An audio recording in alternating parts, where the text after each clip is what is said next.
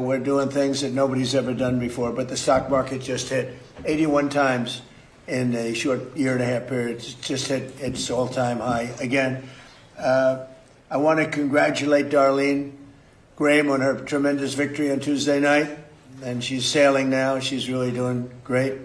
She's still got to run against a radical left lunatic, and the South Carolina people are not going to stand for that. I know South Carolina very well. I won it every time by record numbers, have the all-time record by millions of votes.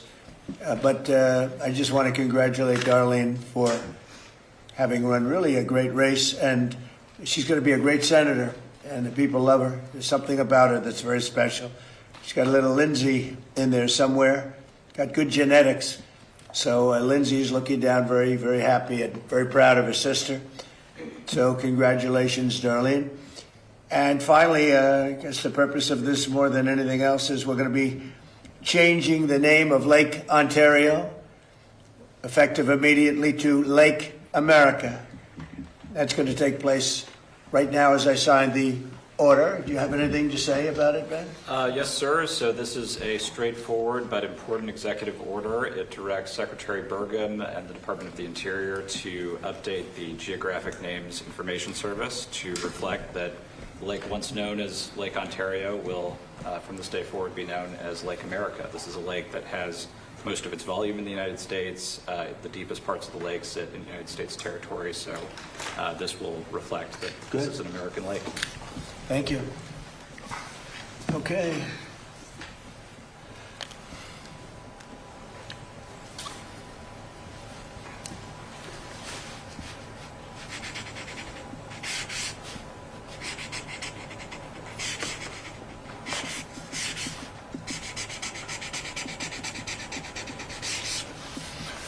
Okay.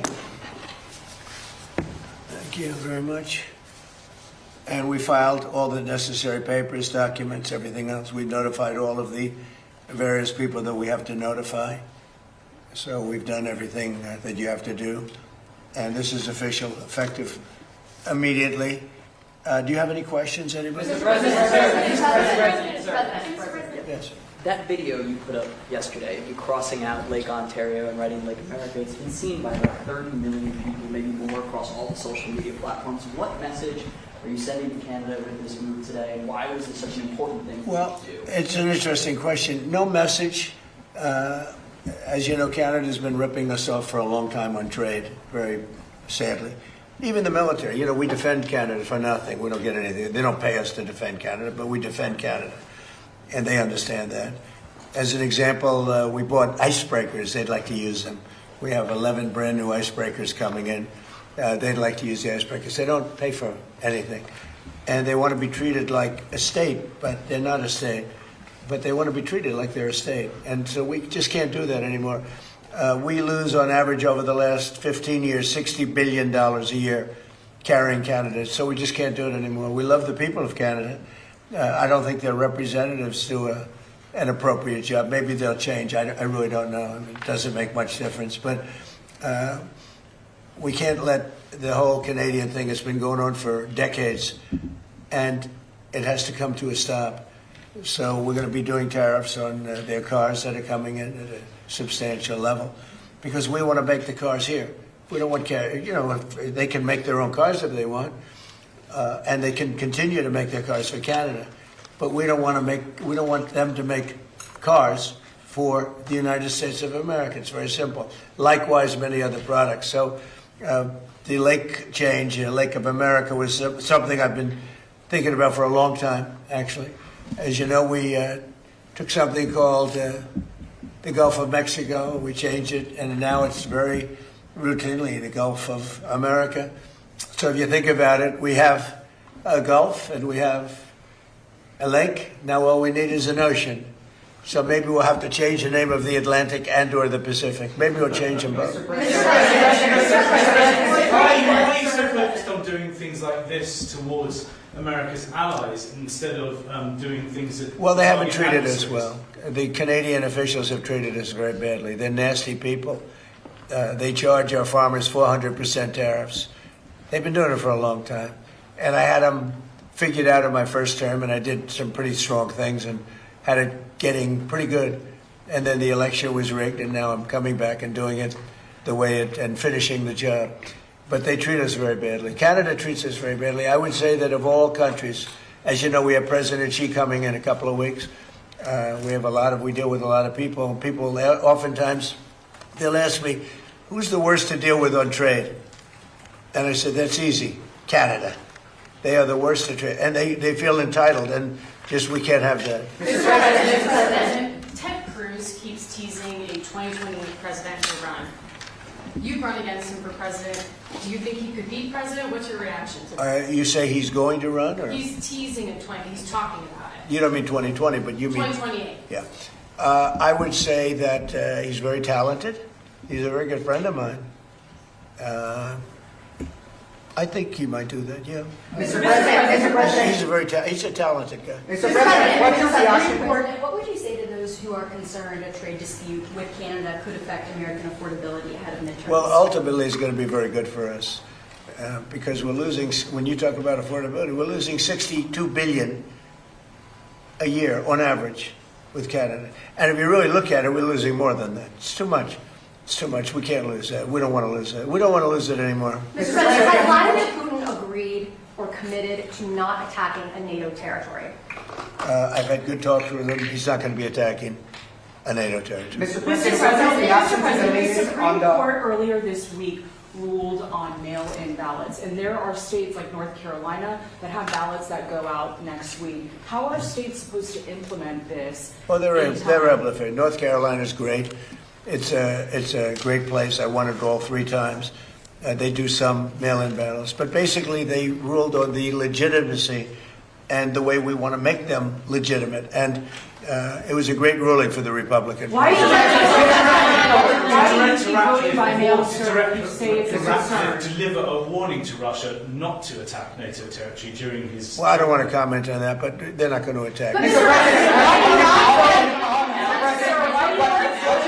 What's your reaction to the Americans missing in Nepal? Oh, it's terrible. No, and we've called Nepal and we've offered any help that they need. You know, we have a very good relationship with Nepal, and that was that was mud and water as a mixture. Nobody's ever seen anything quite like that. We're very powerful, strong, well-built buildings were wiped out like they were toothpicks. That's a terrible thing. No, we are sending aid, and we've spoken to the leadership, and we let them know anything they want we'll have. And there were 50, maybe 60 Americans over there. We haven't gotten the full list yet, but hopefully they're okay. But that looked like something that people will not be. Somebody will be lost, unfortunately. There is reports that Vladimir Putin is meeting with the president of Iran to talk about a nuclear agreement next week. Is there concern in the administration, in the White House, that these countries aren't taking economic D-Day seriously, that they're going to continue doing business with Iran despite the warnings? No, Iran is right now, they're not paying their troops. They're in deep trouble.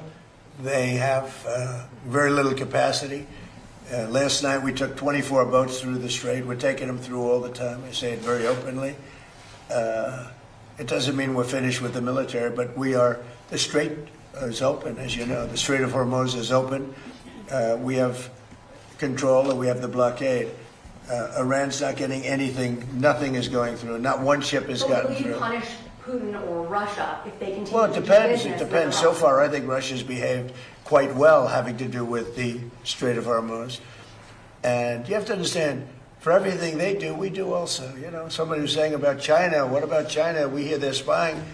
We spy on them too. That's the way it goes. Why not sanction Chinese banks, though, who are doing business Well, who with said I'm not? You said, why not? I mean, who said I'm not? President didn't announce You don't know if that. I'm doing it. Well, I don't have to announce everything, do I? Mr. President, you, sir, about what other leaders have you spoken to about this pressure campaign to get them to cut off ties with Iran? About Iran? There's not a lot to speak to. We don't want to speak to them. We're not looking to meet or anything. The strait is open. We're taking a lot of boats. Millions and millions of barrels of oil are coming out of the strait every day.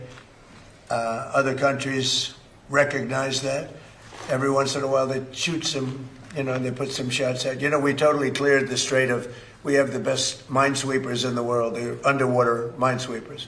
And we've totally cleared the strait of mines. And we're watching very closely through Space Force, which is one of my things, one of my many things. But we're watching, we see every inch of the strait.